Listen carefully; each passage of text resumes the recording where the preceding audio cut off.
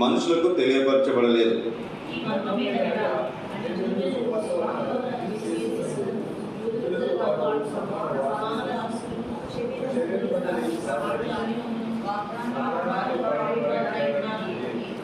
దేవుని కార్యకార్యవు తన శక్తిని బట్టి నాకు అనుగ్రహించిన కృపావరము చొప్పున నేను ఆ సువార్తకు పరిచారకుడినైతిని.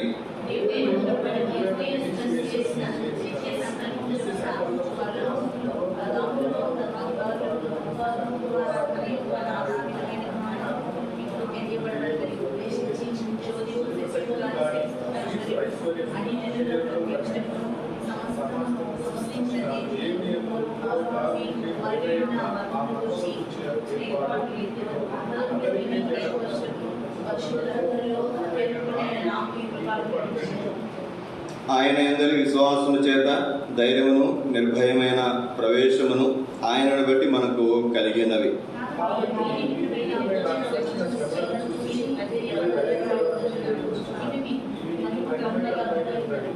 ఈ హేతువు చేత పరలోకమందును భూమి మీదను ఉన్న ప్రతి కుటుంబము ఏ తండ్రిని బట్టి కుటుంబాన్ని పిలువబడుచున్నదో ఆ తండ్రి ఎదుట నేను మోకాళ్ళుని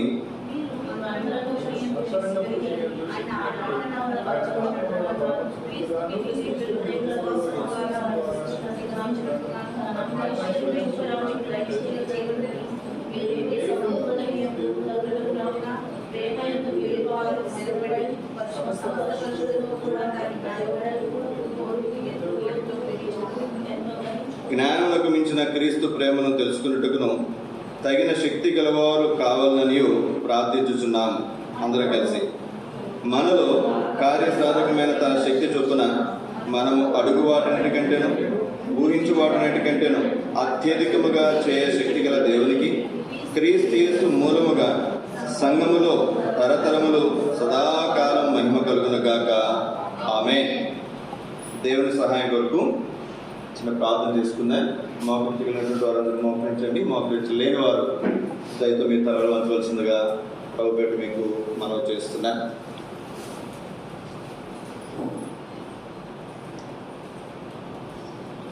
శాశ్వతమైన ప్రేమతో మమ్మలను ప్రేమిస్తూ విడువక మేడల క్రౌ చూపిస్తున్న పరలోకమందున్న మా పరమ తండ్రి, ఎంతైనా నమ్మదగిన దేవా యేసు ప్రభువ, యేసుక్రీస్తు వారి నామములో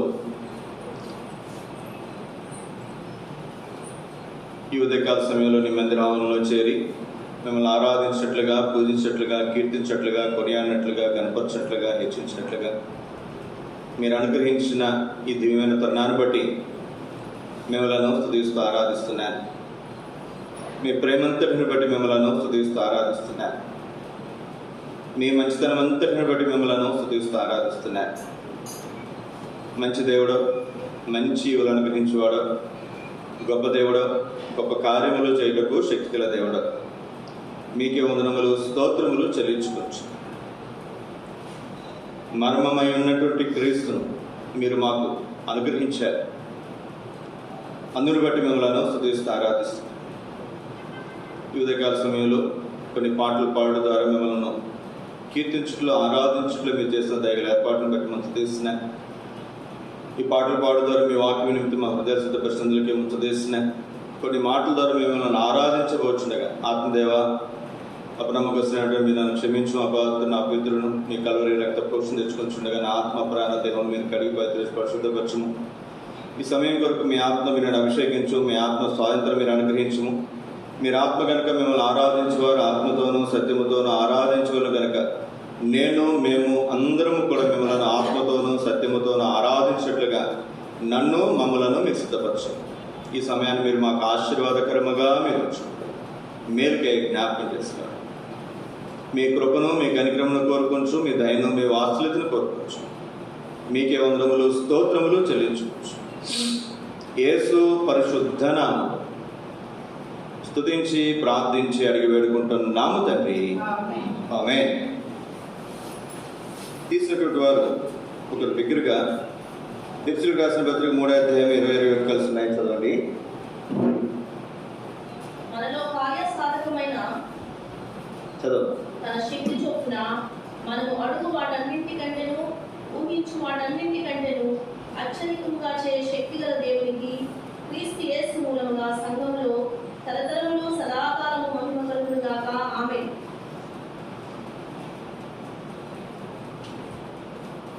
ఈ సంవత్సరం మన సార్వత్రిక సంఘమునకు దేవుడు ఇచ్చినటువంటి మూటో కార్డు ఉన్నటువంటి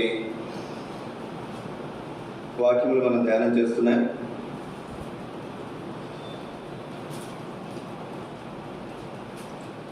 గత 2 వారాలు కూడా బైబిల్ గత 2 వారాలు కూడా 2 వాక్యములు మనం ధ్యానం చేస్తూ వచ్చాం. ఈ 3వ వారము 3వ వాక్యాన్ని మనము ధ్యానం చేస్తున్నాం. మొదటిగా మన ధ్యానము ఈ వచనం ఉన్నటువంటి అధ్యాయాన్ని మనం ధ్యానం చేస్తాం. తర్వాత మనం దేవుడు మనకు అనుమతించిన కొలది అందులో ఉన్నటువంటి అంశాలు సంగతులు మనం ధ్యానం చేయడానికి ప్రయత్నించే వారంగా మనం ఉంటున్నాం. ఇప్పుడు మొదటిగా ఈ అధ్యాయము మనం చదువుకున్నాం. ఈ అధ్యాయంలో చాలా విలువైనటువంటి శ్రేష్టమైనటువంటి సంగతులు మనం దేవుని వాక్యంలో మనం చూడగలం.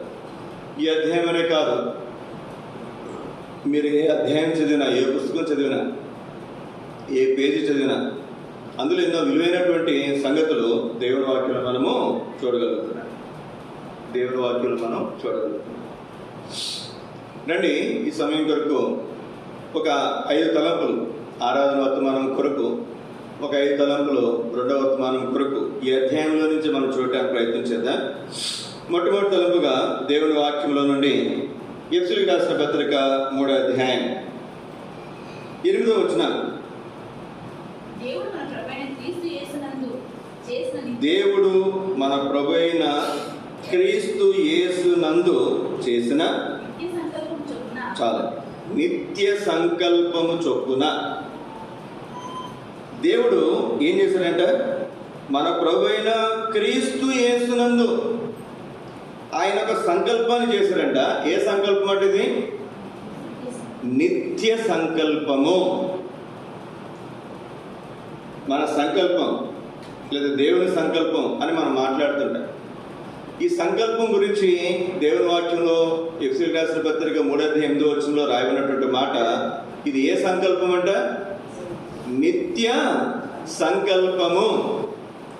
రండి, కొన్ని సంగతులు దేవుని సంకల్పాన్ని గురించి మనం చూడడానికి ప్రయత్నం చేద్దాం.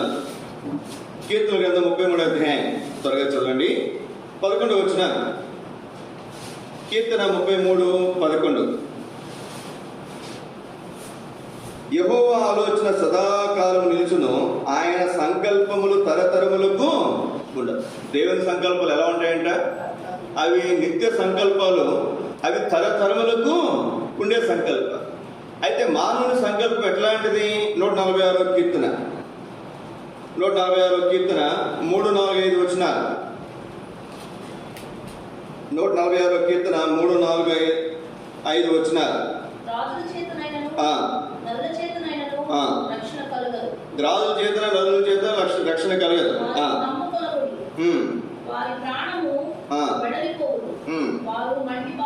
మంటిపాలవదు. రాజుల సంకల్పమైన నరుల సంకల్పములైన నాడే నశించును. ఆనాడే నశించిపోతాయి. నేను సంకల్పించాను, నేను చనిపోయాను అనుకోనండి, నేనేమైనా చేయగలనా? ఏమి చేయలేదు. ఉదాహరణకి నేను రన్నింగ్ రేస్లో బాగా పరిగెడుతాను అనుకున్నాండి, బాగా పోటీల్లో నేను పాల్గొని పొందుతాను అనుకున్నాండి. నాకు ఏదైనా యాక్సిడెంట్ అయింది, లేదా కాలు ఎరిగింది, లేదా నడువు ఎరిగింది, లేదా ఇంకో ఇబ్బంది అయింది, నేను పరిగెత్తగలనా? పరిగెత్తలేను. అంటే మానవుని సంకల్పాలు కొంతవరకే, ఒక తరం వరకు కూడా ఉండవు. చాలామంది చాలా అనుకుంటారు చేయగలరా? చేయలేరు. నేను అనుకుంది నా తరంలో చేయొచ్చు, చేయలేకపోవచ్చు. అందుకే ఒక తరం కూడా ఉండవు. కానీ దేవుని సంకల్పాలు ఎట్లా ఉంటాయంటే అవి తరతరములు నిలుచును. అందుకే రాసినటువంటి మాట, మానవుని సంకల్పాలు నాడే నశించును. కాబట్టి 5వ వచనం చదవండి. ఎవరికి యాకోబు దేవుడు సహాయకుడగునో, ఆశ పెట్టుకును. ఎందుకని? మన దేవుని సంకల్పం తరతరములు ఉంటాయి. ఆయన సంకల్పము నిత్య సంకల్పం కనుక ఎవరికి యాకోబు దేవుడు సహాయకుడగునో, ఆయన సంకల్పాలు తరతరాలు ఉంటాయి కనుక, ఆయన తరతరాలు ఉండే దేవుడు కనుక ఆయన ఎవరికి సహాయకుడగునో, ఎవడు ఆయన మీద ఆశ పెట్టుకున్నాడో వాడెవడంట ధన్యుడు. కాబట్టి నిత్య సంకల్పం, ఆయన సంకల్పించిన సంకల్పములు తరతరములు నిలిచి ఉంటాయి కనుక అట్టి దేవుని మనం కలిగి ఉన్నాం కనుక మనం ఎవరండి ధన్యులము. లూకా సువార్త 7వ అధ్యాయం, లూకా సువార్త 7వ అధ్యాయము 29-30 వచనాలు. లూకా సువార్త 7వ అధ్యాయము 29-30 వచనాలు. ప్రజలందరూ సుంకరులను యోహాను బోధ విని అతనిచ్చిన బాప్తిసం పొందిన వారై దేవుడు న్యాయవంతుడని ఒప్పుకొనిని గాని చాలా మంది బాప్తిసం తీసుకున్నారంట, దేవుడు న్యాయవంతుడని ఒప్పుకున్నారంట. కానీ పరిసయ్యులు ధర్మశాస్త్రోపదేశకులు అతని చేత బాప్తిసం పొందలేదు. తమ విషయమైన దేవుని సంకల్పమును నిరాకరించిని. ఎవరు వీళ్ళు? శాస్త్రులు, పరిసయ్యులు, ధర్మశాస్త్రోపదేశకులు. దేవుడు తన విషయమై వారి విషయమై కలిగినటువంటి సంకల్పాన్ని వారు ఏం చేశారంటే నిరాకరించారు. వారు ఏం చేశారు చెప్పండి? ప్రభు స్తోత్రం. నీవు నేను నిరాకరించలే. ఇప్పుడు మనం దేవుని మందిరంలో ఉన్నామంటే దాని అర్థం ఏంటి చెప్పండి? దేవుని యొక్క సంకల్పాన్ని మనము నిరాకరించలేదు. దేవుని సంకల్పంలో నీవు నేను ఉన్నాం. అందుని బట్టి మనం దేవుని ఆరాధించబద్దులమే ఉన్నాం. ఇందులోనే 2వ భాగంగా మీకు జ్ఞాపకం చేస్తాను. కొరింథీయులకు రాసిన మొదటి పత్రిక 1వ అధ్యాయం 21 వచనం. కొరింథీ 1:21.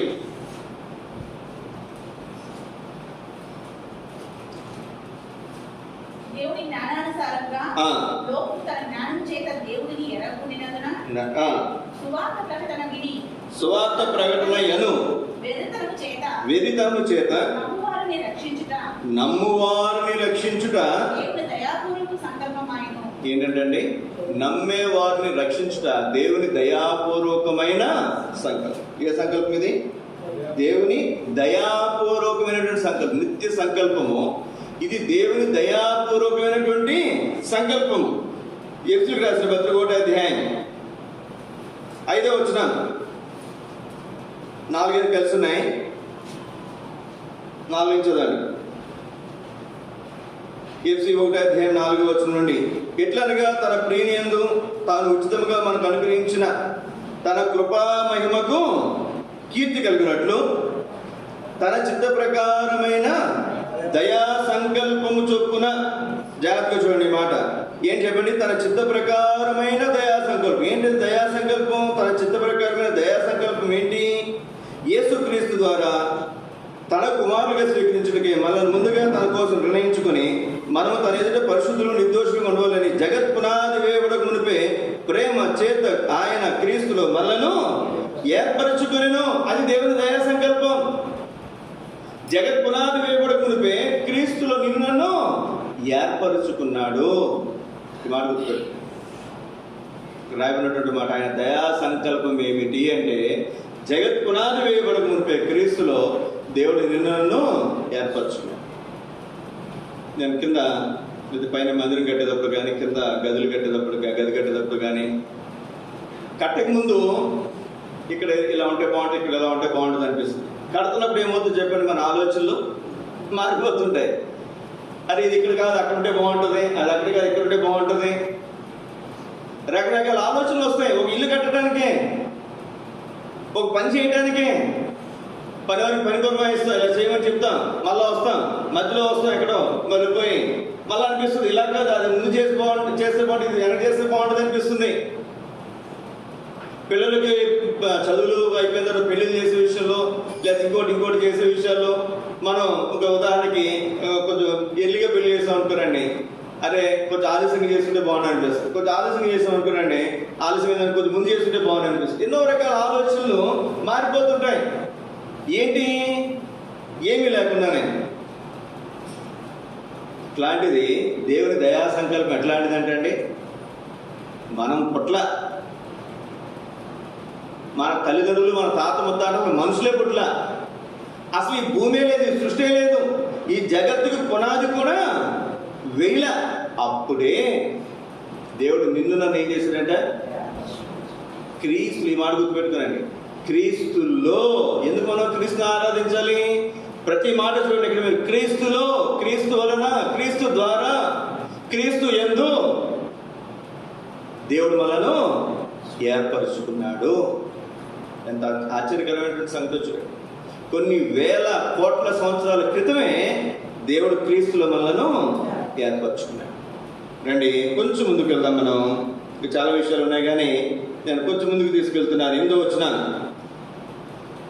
కాలం సంపూర్ణమైనప్పుడు జరగవలసిన ఏర్పాట్లను బట్టి ఆయన తన దయా సంకల్పమును బట్టి 10వ వచనం. ఈ సంకల్పమును బట్టి ఆయన పరలోకంలో ఉన్నవే గాని ఈ సంకల్పము 12వ వచనం.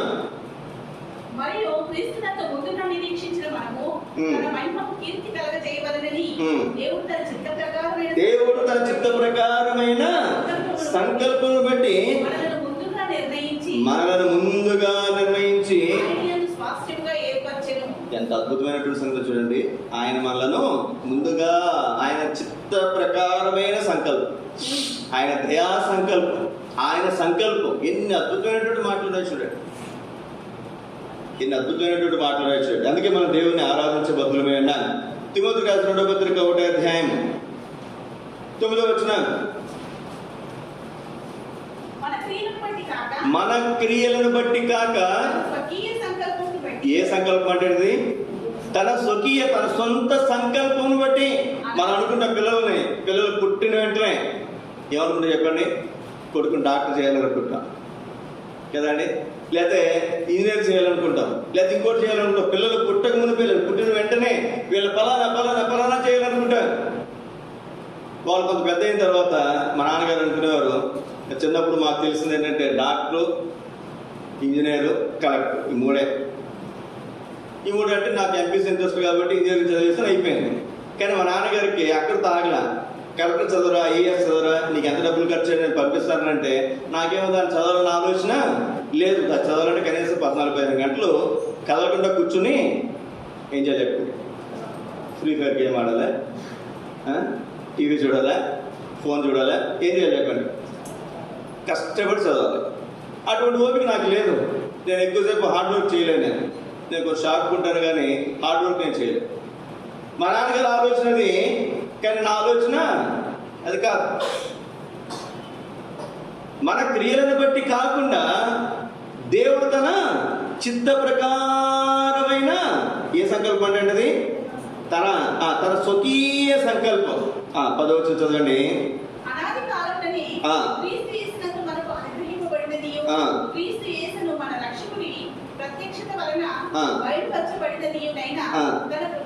తన కృపను బట్టి మనల్ని రక్షించి పరిశుద్ధమైన పిలుపుతో. చాలా ఏ పిలుపు అంటే అది? పరిశుద్ధమైన పిలుపుతో. మన పరిశుద్ధులు అని కాదు, ఆయన పిలుపు, ఆయన స్వకీయ సంకల్పం ఏమిటి అంటే ఆయన పరిశుద్ధ పిలుపుతో మనల్ని పిలిచాడు.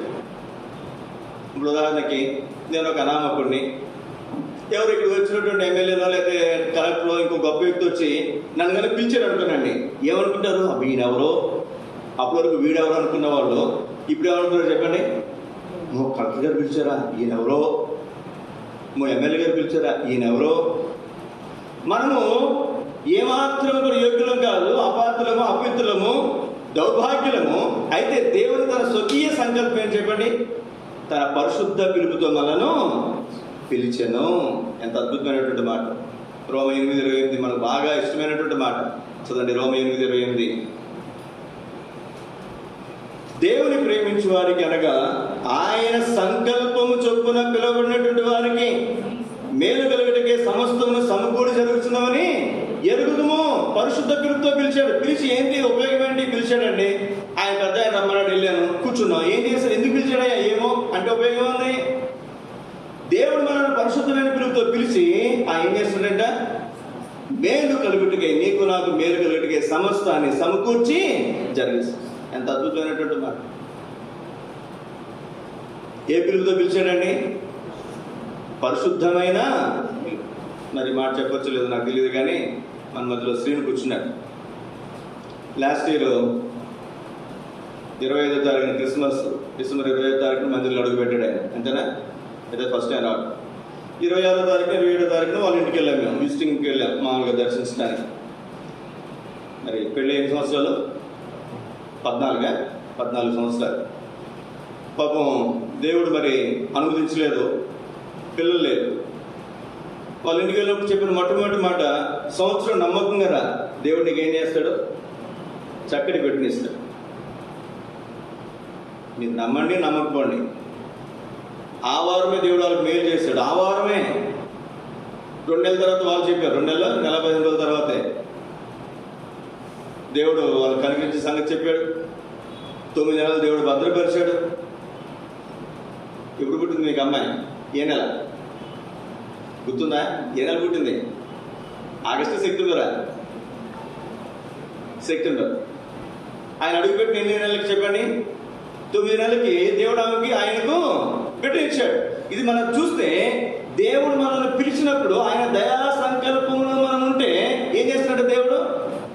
అంతకుముందు ఎంతమంది పాస్టర్లు ఇల్లు ఉంటారేమో వాళ్ళ ఇంటికి, ఆయన కూడా ఎన్నో మందిలోకి ఇల్లు ఉంటాడేమో కదండి.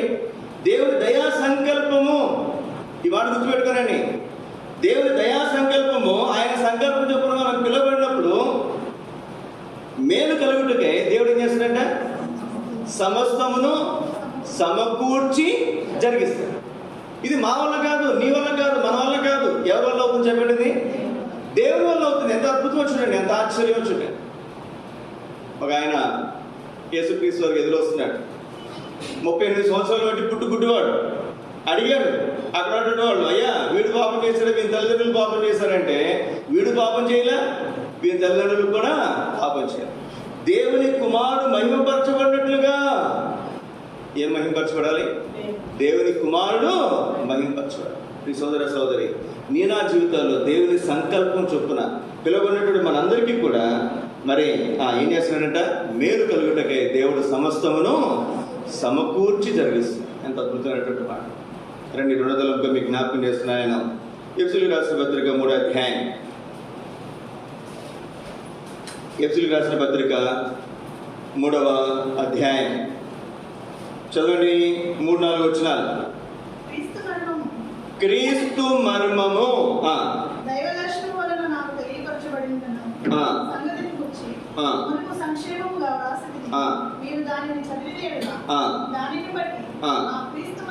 ఆ క్రీస్తు మర్మము, మర్మమై ఉన్న క్రీస్తు అనే చోటు ఉంది. క్రీస్తు మర్మము చదవండి. ఆ క్రీస్తు మర్మము మీరు, నేను రాసిన పత్రిక చదివితే ఆ క్రీస్తు మర్మం గురించినటువంటి నాకు కలిగినటువంటి జ్ఞానాన్ని మీరు ఏం చేయొచ్చు? ఉదాహరణకి నేను పరీక్ష రాశాను అనుకునండి. పరీక్ష పేపర్ కరెక్ట్ చేసే వ్యక్తి నాకెంత జ్ఞానం ఉందో, స్టూడెంట్కి ఎంత జ్ఞానం ఉందో తెలుసుకుంటా లేదా? తెలిసిపోదు. అలాగే మీరు ఆ పత్రిక చదవండి. ఆ పత్రిక చదివితే క్రీస్తు మర్మం గురించినటువంటి నా జ్ఞానం మీకు తెలుస్తుంది అంటారు. క్రీస్తు మర్మం అంటే ఏంటి?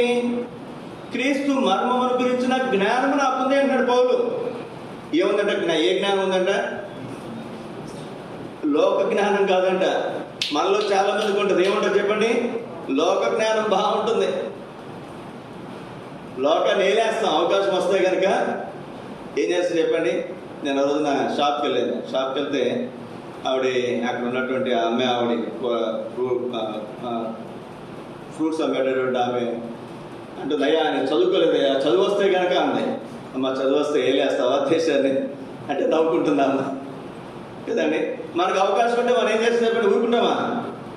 అవకాశం లేక మనం ఇట్లా ఉన్నామంతే. అవకాశం వస్తే ఎలా ఉంటుందో చెప్పండి. ఇక దేవుని వాక్యంలో మనం చూస్తే లోక జ్ఞానం కదంట పౌరుకు. ఏ జ్ఞానం చెప్పండి? క్రీస్తు మర్మమును గూర్చి నాకు కలిగిన జ్ఞానం. అసలు క్రీస్తు మర్మం అంటే ఏంటి? మర్మమై ఉన్న క్రీస్తు అంటే ఏంటి? ఇది మనం తెలుసుకోవాలి. ఎన్నో వచ్చినటువంటిది ఎఫ్సి 3:4 మనం చూస్తున్నాం. అక్కడే కాదు, 5వ వచనంలో కూడా చదవండి అన్నమాట. ఈ మర్మము, 6వ వచనం, ఈ మర్మం ఏదనగా ఇదొక మర్మం. ఇది మర్మం అంటే ఏంటి చెప్పండి? రహస్యం. ఇది మర్మం, ఇది బయలుపరచబడలా. మర్మముగా ఉంటే, రహస్యంగా ఉంటే దాన్ని మర్మము అంటారు. బయలుపరచబడితే అది మర్మమా? రహస్యమా? కాదు కాదు, అది బయలుపరచబడినటువంటి మర్మం. ఇప్పుడు ఈ మర్మం గురించి మనం కొన్ని మాటలు మనం చూద్దాం దేవుని వాక్యంలో. ఏంటి మర్మము?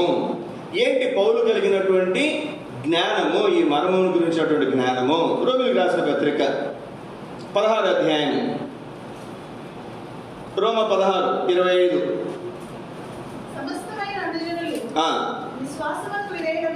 సమస్తమైన అన్యజనులు విశ్వాసమునకు విధేయులగునట్లు ఏం చేయబడాలంట? సమస్తమైన అన్యజనులు దేనికి విధేయులవ్వాలి? విశ్వాసమునకు విధేయులవ్వాలి. కాబట్టి దాని నిమిత్తమే అనాది కాలం నుండి రహస్యముగా ఉంచబడి, ఈ మర్మం ఏంటంటే ఎప్పటి నుంచి ఉందని చెప్పండి? అనాది కాలం నుంచి రహస్యంగా ఉంచబడింది. ఇప్పుడు ఏం చేయబడింది? ఇది ప్రత్యక్షపరచబడింది. ప్రవక్తల లేఖనముల ద్వారా, ఈ లేఖన వాక్యముల ద్వారా, బైబిల్ ద్వారా మనకి ఏం చేయబడింది చెప్పండి? మనకు తెలపబడి ఉన్నది. చాలండి. ఇక్కడ మనం చూస్తే ఈ మర్మం ఎట్లా తెలవబడింది మనకి? ఇంతకుముందు ఎలా ఉన్నది? రహస్యంగా ఉంచబడింది. ఇప్పుడు ప్రత్యక్షపరచబడింది. ఇది ఎలా ప్రత్యక్షపరచబడింది అంటే లేఖనముల ద్వారా ప్రత్యక్షపరచబడింది. చూడండి, 2వ తలంపుగా మీకు ఇక్కడే 2వ భాగంగా మీకు జ్ఞాపకం చేస్తాను. నేను ఎఫెసీయులకు రాసిన పత్రిక 3:5 వచ్చినాను.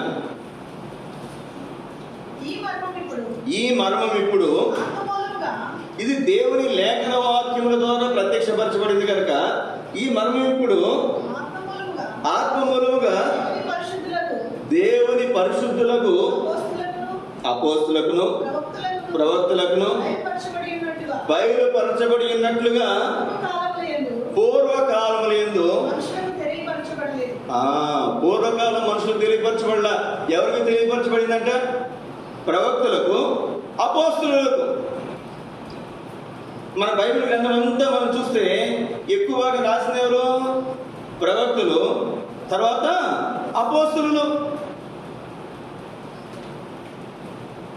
ఈ బైబిల్ గ్రంథంలో రాసినటువంటి వారు, వీరికి దేవుడు బయలుపరిచాడు. లేకపోతే వీరి ద్వారా ఏం చేయబడిందో చెప్పండి? ప్రవక్తలకు దేవుడు బయలుపరిచాడు కనుక వీరు రాసినటువంటి లేఖన భాగముల ద్వారా మనకు దేవుడు ఈ మర్మాన్ని ప్రత్యక్షపరిచాడు. ఏమిటి మర్మము? అసలు మర్మం ఎక్కడి నుంచి వచ్చిందో మీకు జ్ఞాపకం చేస్తున్నాను. మర్మము అనేది ఏంటి? అది ఎలా, ఎప్పుడు ప్రత్యక్షపరచబడింది? ఎవరి ద్వారా ప్రత్యక్షపరచబడింది? ప్రవక్తలు, అపోస్తుల ద్వారా ప్రత్యక్షపరచబడింది. లేఖన వాక్యముల ద్వారా మనకు ప్రత్యక్షపరచబడింది. ఇప్పుడు చదవండి. ఏంటి ఆ మర్మము? అపోస్తుల కార్యములు 10వ అధ్యాయం 28 వచనం. అపోస్తుల కార్యములు 10:28. అన్యులతో సహవాసం చేయటం కానీ, అట్టి వారిని ముట్టుకున్నట్టయినా. ఇప్పుడు లేదు కానీ పాతకాలంలో ఎక్కువ బ్రాహ్మణులు ఈ విధానం ఉండేవారు. వాళ్ళ ఇంటికి ఎవరైనా వెళ్తే మంజులు కూడా గ్లాస్ తెచ్చేవారు కాదు, దోశలు పోసేవారు కదండి. లేకపోతే వాళ్ళు ఏదైనా దోశల్లో అన్నం పెట్టేవారు, లేదా ఎక్కడైనా గేదెలు అక్కడ ఉన్న దగ్గర ఏదైనా కిందే అన్నం పెట్టేవారు, లేదా చెప్పు తెచ్చుకోమని, రకరకాల సంగతులు. మనం ఏదైనా కలుపుకున్న గ్లాస్ ముట్టుకున్నాం అనుకోండి, మళ్ళీ దాన్ని శుభ్రంగా వాళ్ళు కడుపుతారు. ఇప్పుడు కూడా కొన్ని స్థలాల్లో కొంతమంది చేస్తుంటారు. పాతకాలంలో యూదులు అట్లా ఉండేవారంట. అర్థమవుతుందా అండి? అసలు అన్యులు ముట్టుకోవడం కానీ, తర్వాత ఇంకేముంది? వాళ్ళతో సహవాసం చేయలేన కానీ యూదునికి ధర్మము కాదు. మరి ఏమిటంటే ఇప్పుడు చదవండి. అయితే ఏ మనుషుడును నిషేధింపదగిన వాడని అయినను, అపవిత్రుడు అని అయినను చెప్పకూడదని దేవుడు నాకు చూపించాడు. ఏంటి మర్మం ఇది? అయ్యా, ఏ మనుషుడు నిషేధింపదగిన వాడు కాదు. ఇంతకుముందు మర్మం ఉంది. అందుకే బ్రాహ్మణులు కానీ, లేకపోతే యూదులు కానీ, లేదా ఇంకోరు కానీ వాళ్ళు ముట్టుకోకూడదు, వీళ్ళు ముట్టుకోకూడదు, వాళ్ళతో ఉండకూడదు, వీళ్ళతో ఉండకూడదు అనేటువంటి కట్టుబాట్లు పెట్టుకున్నారు. ఇప్పుడు దేవుని మర్మం ఏంటి? ఇది పేతురుకు బయలుపరచబడింది. ఎలా బయలుపరచబడింది? ఏ మనుషుడు నిషేధింపదగిన వాడు కాదు. ఒక్కటే కులం. ఏంటిది? మానవ కులం. అంతే, మనుషుల. ఏ మనిషి నిషేధింపదగిన వాడు కాదు, ఏ మనిషి కూడా అపవిత్రుడు కాదు అని దేవుడు నాకు చూపించు. ఎంత అద్భుతమైనటువంటి సంగతి చూడండి, ఎంత అద్భుతమైనటువంటి సంగతి చూడండి. కానీ కొన్ని చర్చిలో, భీమవరం ఒక ఊరు ఉంది, అక్కడ రెడ్లు దేవుని నమ్ముకున్నారు. కొంతమంది మిగిలినటువంటి వేరు వేరు కులాల వాళ్ళు కూడా, మరి కొంత హరిజనులు, రకరకాల ప్రజలు కూడా అక్కడికి వస్తుండేవారు. పల్లెటూరులో మనకి టౌన్లో పెద్ద పట్టింపులు ఉండవు, కానీ పల్లెటూరులో కొంచెం ఎక్కువ పట్టింపులు. రే వాళ్ళు తాగిన దాంట్లో మనం తాగేదేంట్రా అని చెప్పి ఎవరు అంటే వాళ్ళకొక్కకుండా వీళ్ళకొక్కకుండా పెట్టారండి మంచిలు తాగడానికి. వాళ్ళకి రొట్టె ఒకటే, విజయ రొట్టె మాత్రం చెప్పండి, ఇంకా అయ్యో 2 రొట్టెలు పెట్టలేదు అక్కడ. కొండలు అక్కడొక్కుండా అక్కడొక్కడ పెట్టారండి. అయ్యి మాకు వేరే కొండ పెడతారని చెప్పి వాళ్ళు ఏం చేస్తారు, అదే ఊర్లో ఇంకో మందిరం పెట్టుకుంటారు. మందిరంలోకి వచ్చిన తర్వాత కూడా రకరకాల సంగతులు. మేము అక్కడికి వెళ్ళినప్పుడు చూస్తాం, కొంతమందిని నలుగురు ఎదురు గుంపు కొంటారు, ఎప్పుడు వాళ్ళే కలిసి ఉంటారు. నాకు అర్థమయ్యేది కాదు, ఏందని ఎప్పుడు ఆ నలుగురు ఉంటారంటే వాళ్ళంతా చెప్పండి సేవకుల్లోనే వాళ్ళందరూ ఒక కులం, వీళ్ళందరూ ఒక కులం, రకరకాల సంగతులు, రకరకాల రొచ్చు. జ్ఞాపకం పెట్టుకున్నప్పుడు ఈ సోదరి దేవుడు దేవుని మందులు ఇట్లాంటివి పెట్టలేదు. దేవుడు ఒక్కటే, ఎవడు నిషేధింపదగిన వాడు కాదు, ఏ మనుషుడు కూడా అపవిత్రుడు కాదు. ఇది మర్మం. ఇంతకుముందు మర్మం ఉంది, ఇప్పుడు ఆ మర్మాన్ని దేవుడు బయలుపరిచాడు. ఇప్పుడు ఆ భేదాలు లేవు. ఉన్నాయండి, ఆ భేదాలు ఉన్నాయా? లేవు. నాకు తెలిసి మన చిన్నప్పుడు కూడా మనం చూసాం, కొద్ది గొప్ప వ్యత్యాసాలు మనం చూసాం. ఇప్పుడు అంత వ్యత్యాసం లేదు. ఉందండి? లేదు. ఇప్పుడు కూడా మా ఊరు వెళ్తే కొంతమంది ఎవరైనా వచ్చినప్పుడు, కొంతమంది నాకంటే చిన్నవాళ్ళు నన్ను పేరు పెట్టి పిలుస్తారు, వాళ్ళు అగ్రకులం వాళ్ళు. నాకంటే కొంచెం తక్కువ, మాకంటే కొంచెం తక్కువ ఉన్నటువంటి వాళ్ళు మేమేం చేస్తాం చెప్పండి, పేరు పెట్టి పిలుస్తారు. నాకు అనిపిస్తుంది, అరే వాళ్ళు నన్ను పేరు పెట్టి పిలిచినప్పుడు, అరే నాకంటే చిన్నాడు మీరు నన్ను పేరు పెట్టి పిలుస్తారన్నప్పుడు నాకేమనిపిస్తుంది? బాధ. మరి నేను కూడా పిలుస్తున్నప్పుడు ఏమనిపిస్తుంది? వాళ్ళకు కూడా ఆ గ్రహింపు. ఎప్పుడు వచ్చింది ఆ గ్రహింపు చెప్పండి? దేవుడు నమ్ముకున్న తర్వాత వచ్చింది. జ్ఞాపకం పెట్టుకున్నప్పుడు సోదరి ఈ మధ్యాహ్న కాల సమయంలో ఏ మనుషుడు నిషేధింపదగిన వాడు కాడని దేవుడు నాకు చూపించాడు. ఇంకేమన్నా చెప్పండి. ఎఫెసీయులకు రాసిన పత్రిక 3వ అధ్యాయం 6వ వచనం. ఏంటి మర్మము ఇప్పుడు మీకు జ్ఞాపకం చేస్తున్నాయని ఈ మాట జాగ్రత్తగా గమనించండి, జాగ్రత్తగా గమనించి. ఈ మర్మం ఏదనగా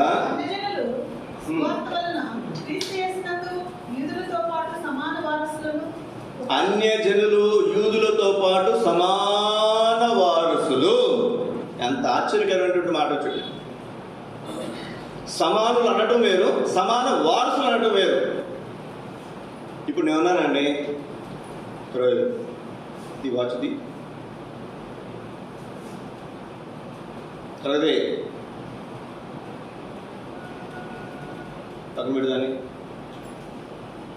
ఇప్పుడు నేనున్నాను, మా పిల్లలు వాళ్ళు వీడు కూడా పొద్దున్న మందిరానికి వచ్చి చేపలు వేయటానికి, అరే వారు కూడా మీతో వాడు సమానంగా చూడండి అని చెప్పారు. అందరికి వచ్చి వాడే సాయంత్రం టిఫిన్ పెడతాం, సమానంగా చూస్తాం. అయినంత మాత్రాన్ని వీడు వారసులు అవుతాడు. నాకు వారసులుగా చేసుకుంటారా?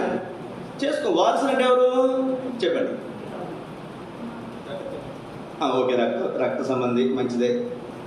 వారసు అంటే ఒక మాట చెప్తాను నేను, నా ఆస్తికి ఇది అక్కడ ఉంటుంది, మాకు అప్పుడు గుర్తొస్తుంది.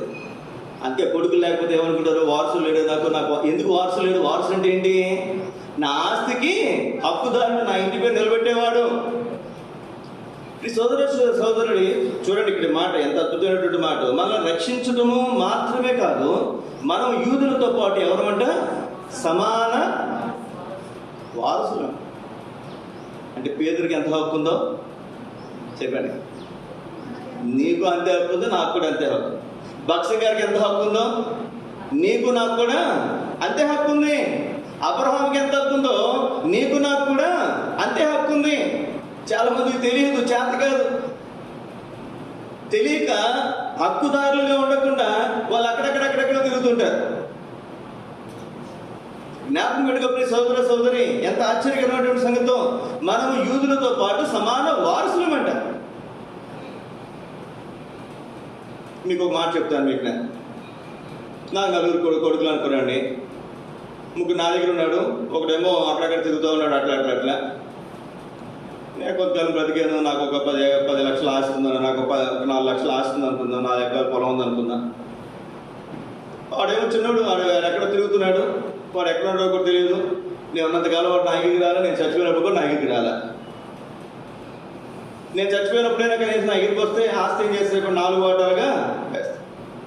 వాడు రాలేదు అనుకోనండి. ఇప్పుడు నేను చచ్చిపోయిన తర్వాత వాడు వచ్చాడు అనుకోనండి, ముగ్గురు ఏమంటారు చెప్పండి? రోయ్ దేనికి వచ్చారు నువ్వా, ఆస్తి కోసం వచ్చావా అంటారా? వచ్చినప్పుడు ఇస్తారా? ఎవరో మంచి వాళ్ళైతే ఇస్తారు, మిగిలిన అయితే ఏమన్నా నేను పోటీ పడుతున్నారు. సేవకురాలు మించి ఒకళ్ళు, వాళ్ళ మించి సేవకురాలు. మీరు నిద్రపోయేవాళ్ళు ఫ్యాన్ దగ్గర కూర్చోండి.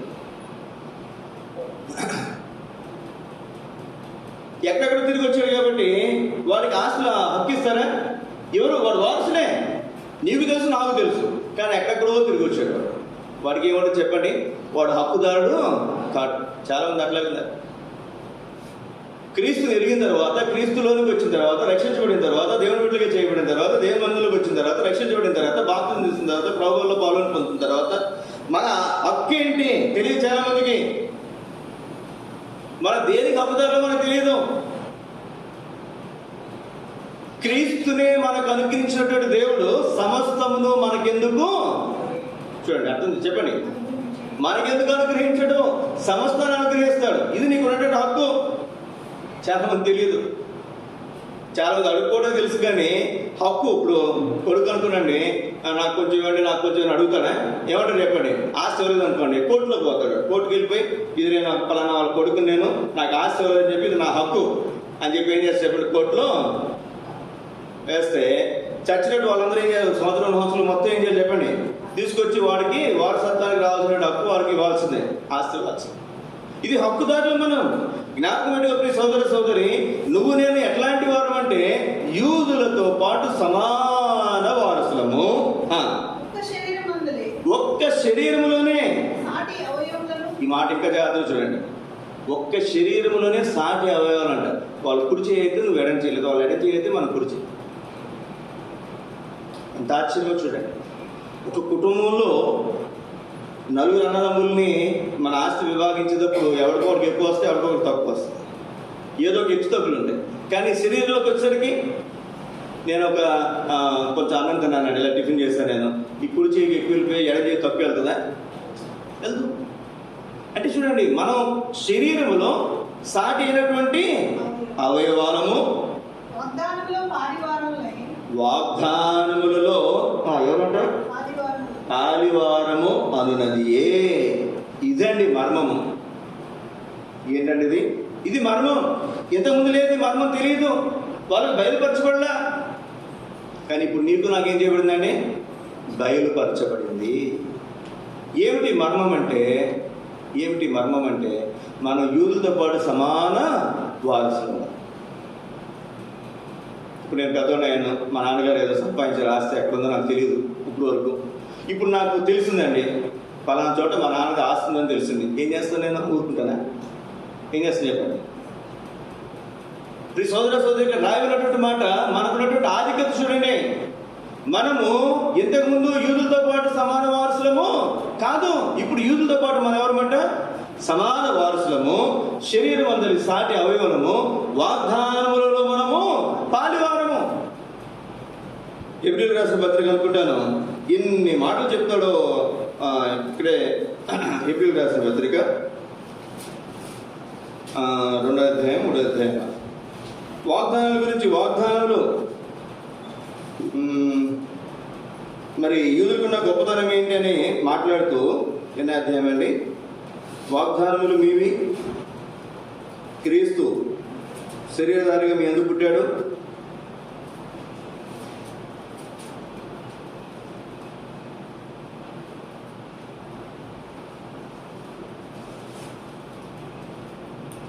అధ్యాయము.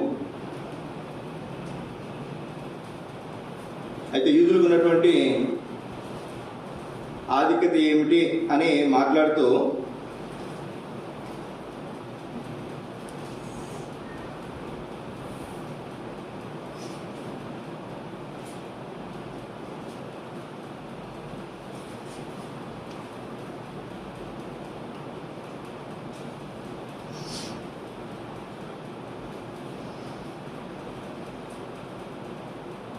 ఎవరు కనపడలా?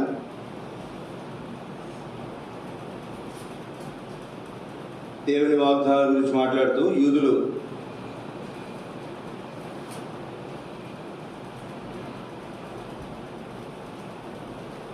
రాసిన పత్రికలున్నా ఇక్కడ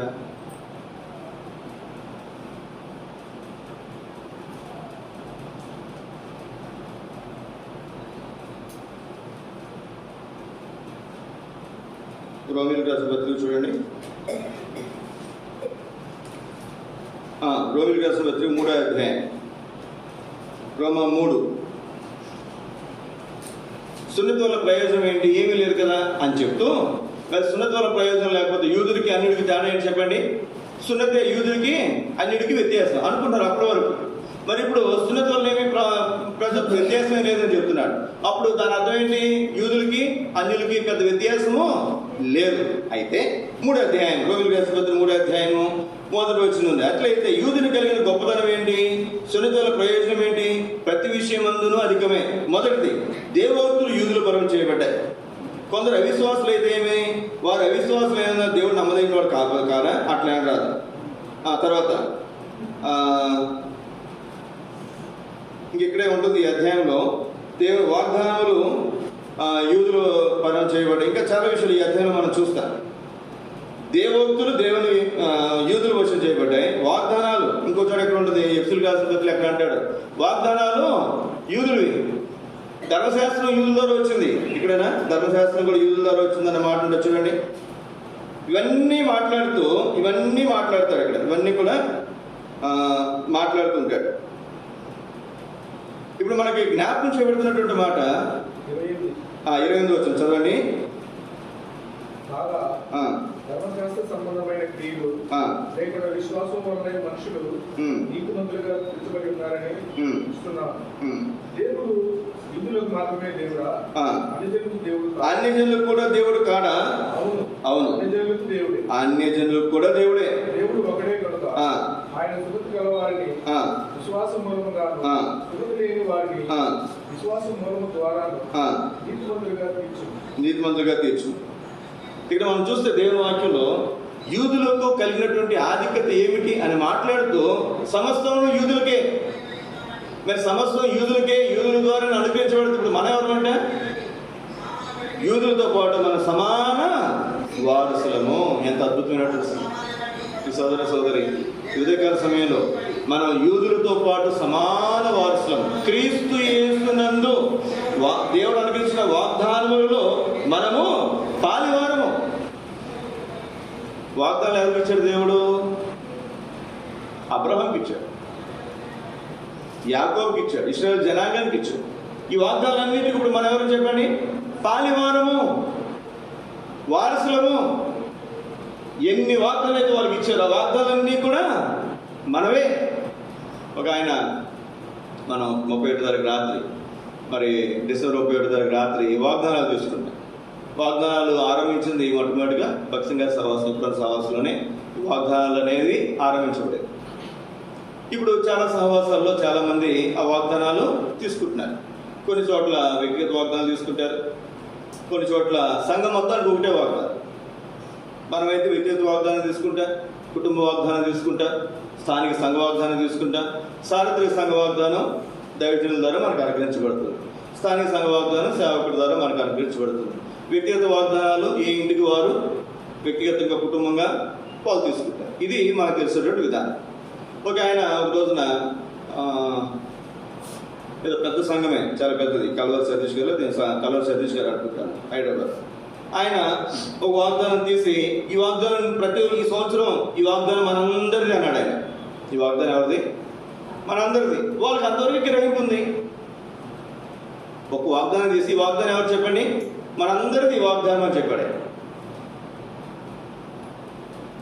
ఇక్కడ రాయబడినటువంటి మనకు ఒక ఆయన అయితే విజయ్ కుమార్ అని ఒక ఆయన, మరి ఆయన వాదన చేస్తూ వాగ్దానాలు తీసుకుంటారు. ఒక వాగ్దానం తీసుకుని, ఒక లాటరీ టికెట్ తీసుకుని, దాంట్లో తీసుకుని ఈ వాగ్దానం నాది, ఈ వాగ్దానం నాకు వచ్చింది అంటారేంటి? ఎవరికి ఇచ్చిన వాగ్దానం నీకెట్లా అవుద్ది అని వాదించాడు ఒకసారి ఆయన. ఎవరికి ఇచ్చిన వాగ్దానం నీది నాది కాకపోతే ఈ బైబిల్ గ్రంథంలో ఉన్నటువంటి సంగతులన్నీ ఎవరు చేస్తుంది? అప్పుడు యూదులకు ఇచ్చాడు వాస్తవమే, అప్పుడు ఆ ఇశ్రాయేలు జనాంగానికి ఇచ్చాడు, వాస్తవమే. మరి ఇప్పుడు మనం ఎవరు? నూతన నిబంధన ప్రకారం మనం కూడా యూదులమే, ఇశ్రాయేలు జనాంగమే. ఇక్కడ మనం చూస్తే ఈ వాగ్దానంలో మనము పాలివారము. ఎవరో చెప్పండి, వాగ్దానాల్లో మనం పాలివారు. మీ అమ్మాయికి ఒక వాగ్దానం వచ్చిందండి. ఆ వాగ్దానం నాకు కూడా అనిపించింది, అరే మంచి వాగ్దానం వచ్చింది. ఏం పేరు మర్చిపోయినా? లూదియా, గ్రేస్కి వచ్చేటువంటి వాగ్దానం మంచి వాగ్దానం. చెప్పా ఈ సంవత్సరం భలే వాగ్దానం వచ్చింది అమ్మాయికి అని నేను నిరుత్సాహపడాల్సిన అవసరం. ఆ వాగ్దానం నేను కొట్టేసి ఏం చేయొచ్చు?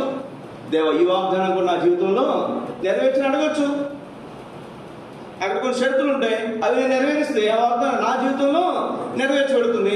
ఆ అమ్మాయికి వచ్చింది, ఆ షరతులు నెరవేర్చలేదు, ఆ అమ్మాయి జీవితంలో అది నెరవేర్చబడదు. ఎవరు నెరవేరిస్తే వారి జీవితంలో ఆ వాగ్దానం నెరవేర్చబడదు. ఆ షరతులు ఎవరు నెరవేరుస్తారు? ఇక్కడ అంశం ఏంటంటే మనము యూదులతో పాటు వాగ్దానాలలో సమాన వారసులు. ఎవరు చెప్పండి? సమాన వారసులు, పాలివారము. ఎఫెసీయులకు రాసిన పత్రిక 3వ అధ్యాయం 14వ వచనం.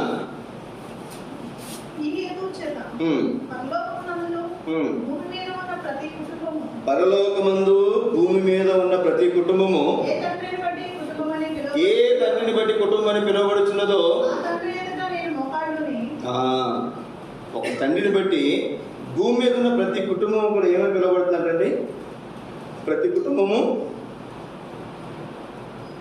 ఏ తండ్రిని బట్టి కుటుంబాన్ని పిలువబడుచున్నదో.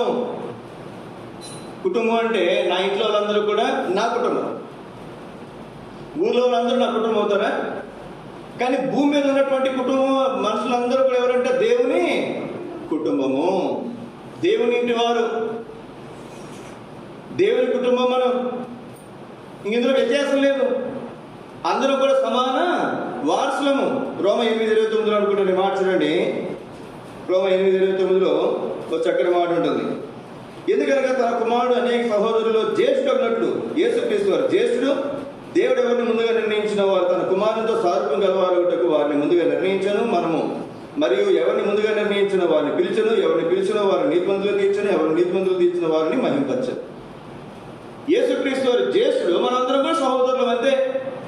ఆయనకి మనకి వ్యత్యాసం అని చెప్పండి. ఆయన పెద్ద కొడుకు, మన మిగిలిన కొడుకులు కూతురు. పెద్దోడికి చిన్నోడికి ఏమైనా తేడా ఉంటుందా? ఆస్తులు పంపకాలలో ఏముండదు. పాతకాలంలో ఇచ్చేవారు జ్యేష్ఠుడని జ్యేష్ఠ భాగం ఇచ్చేవారు. ఇప్పుడు జ్యేష్ఠ భాగం లేదు. ఎక్కువ ఊరుకుంటారా? ఊరుకోరు. పెద్దోడికి ఎంతో చిన్నోడికి అంతే, చిన్నోడికి ఎంతో పెద్దోడికి ఎంతో, మధ్యలోడికి కూడా అంతే. రండి చివరి ఒక మాట మీకు జ్ఞాపకం చేస్తాను. కొరింథీయులకు రాసిన మొదటి పత్రిక 12వ అధ్యాయం 12వ వచనం. శరీరము ఏకమైనను అనేకమైన అవయవాలు ఎలాగైతే ఉన్నాయో, ఒక్క శరీరం అవయవాలు ఎన్నైనప్పటికీ ఒకే శరీరం. ఎంతమంది మనుషులైనా, ఎన్ని ఖండాలైనా, ఎన్ని ఊర్లైనా, ఎన్ని గ్రామాలు, ఎన్ని రకాల ప్రజలైనా ఒకటే కుటుంబం. అలాగే క్రీస్తు ఉన్నాడు. 27వ వచనం. అటువల్ల మీరు క్రీస్తు యొక్క శరీరమై ఉండి చాలా వేరువేరుగా అవయవాలే. 5 అంశాలు మనం చూద్దాం అనుకున్నాం. 2 అంశాలకి చాలా టైం అయిపోయింది. ఇక్కడ ముగిస్తున్నాను నేను. కానీ ఇక్కడ మనకి ఈ 2 తలంపులో మనకి జ్ఞాపకం చేయబడుతున్నటువంటి మాట, సోదర సోదరి, దేవుని సంకల్పము అది నిత్య సంకల్పము. ఆయన సంకల్పం తరతరాలు ఉంటుంది. ఆయన సంకల్పం చొప్పున మనుషులైతే నాడే నశించిపోతాయి సంకల్పాలు. ఆయన సంకల్పం అయితే మరి తరతరాలు ఉంటుంది. కొంతమంది దేవుని సంకల్పాన్ని నిరాకరించారు. నువ్వు నేను నిరాకరించకుండా దేవుని మార్గాలు నడిచేట్లుగా దేవుడు మనకు కృప అనుగ్రహించాడు. దేవుని దయా సంకల్పం ఏంటంటే క్రీస్తులో దేవుడు ప్రేమ చేత మనలను ఏర్పరచుకున్నాడు. ఇది దేవుని దయాపూర్వక సంకల్పం. ఆయన స్వకీయ సంకల్పం ఏంటంటే పరిశుద్ధ పిలుపుతో మనలను పిలిచాడు. పిలిచినటువంటి వాడు మరి ఆయన సంకల్పం చొప్పున పిలువబడినటువంటి వారికి మేలు కలుగుటకే దేవుడు సమస్తమును సమకూర్చి జరిగించున్నాడు. ఇది మొదటి తలంపుగా మీకు జ్ఞాపకం చేస్తూ వచ్చారు. రెండోది క్రీస్తు మర్మం. మర్మమైన క్రీస్తు. ఏమిటి ఈ మర్మం అంటే, అనాది కాలంలో ఈ మర్మము బయలుపరచబడలేదు. అప్పుడు మనుషులకు బయలుపరచబడలేదు, అపోస్తులకు ప్రవక్తలకు బయలుపరచబడలేదు. వారు లేఖనాల ద్వారా మనకు అనుగ్రహించారు. లేఖనాల ద్వారా మనకు బయలుపరచబడింది. ఏమిటి మర్మం అంటే, మరి ఏ మనుషుడు నిషేధింపదగిన వాడు కాడు, అపవిత్రుడు కాడు. అందరూ కూడా మరి సువార్త వల్ల క్రీస్తు యేసునందు యూదులతో పాటు సమాన వారసులు, ఒక్క శరీరం మందిర సాటి అవయవాలు, అంత మాత్రమే కాదు వాగ్దానములలో పాల్గొనాలి. మనందరం కూడా ఏక కుటుంబం, క్రీస్తులో శరీరంలో మన ఏక కుటుంబముగా మనం చేయబడ్డాం. ఎంత ఆశ్చర్యకరమైనటువంటి మాట, ఎంత ఆశ్చర్యకరమైనటువంటి మాట. ఇటువంటి ఆధిక్యత ఈ లోకాన్ని మనం విడిచిపెట్టిన తర్వాత మనం ఎక్కడికి పోతాం చెప్పండి? ఎక్కడికి పోతాం? ఎక్కడికి పోతాం చెప్పండి? నల్లలకు ఒక పరలోకం, తెల్లలకు ఒక పరలోకం, చదువుకున్న వాళ్ళకి ఒక పరలోకం, చదువులేని వాళ్ళకి ఒక పరలోకం ఉన్నాయా? ఆఫ్రికా వాళ్ళకి ఒక పరలోకం, అమెరికా వాళ్ళకి ఒక పరలోకం ఉన్నాయా? లేవు. అందరూ ఒక చోటుకే పోతాం. అదేంటది? దేవుని ఇల్లు. మనమందరం కూడా దేవుని ఇంటి వారము. ఆ పరలోక రాజ్యానికి మనము ఒక్కటే రాజ్యం, ఆ రాజ్యానికి మనం వారసులం. అక్కడ మనం ప్రవేశించబోతున్నాం. ఆడ గ్రూపులు ఉండవు, ట్రస్ట్ సొసైటీలు ఉండవు, బాప్టిస్టు, ఆర్సీఎం, హెబ్రోను, పెంతెకోస్తు, ఈ భేదాలు ఉండవు. ఒక్కటే. ఎవరు చెప్పండి? సార్వత్రిక సంఘము. అంతే, ఒక్కటే మాట. మనందరం కూడా అక్కడ క్రీస్తు శరీరంలో ఏ విధంగా అయితే ఇక్కడ మన క్రీస్తు శరీరంలో అవయవాలుగా మనం చేయబడ్డామో, అక్కడ కూడా ఆ పరసంబంధమైనటువంటి ఆ స్వర్గరాజ్యంలో మనమందరం కూడా పరిశుద్ధమైనటువంటి యెరూషలేము పట్టణంలో మనమందరము కూడా ఒకేలాగా క్రీస్తు సారూప్యతలో మనము ఐక్యపరచబడబోతున్నాం. అందుకే మనం ప్రభుని మనం ఆరాధించే వారంగా మనం లేచినప్పుడు పాట మనం పాడుకుందా? అందరూ లేచినప్పుడు పాట మనం పాడుకుందా?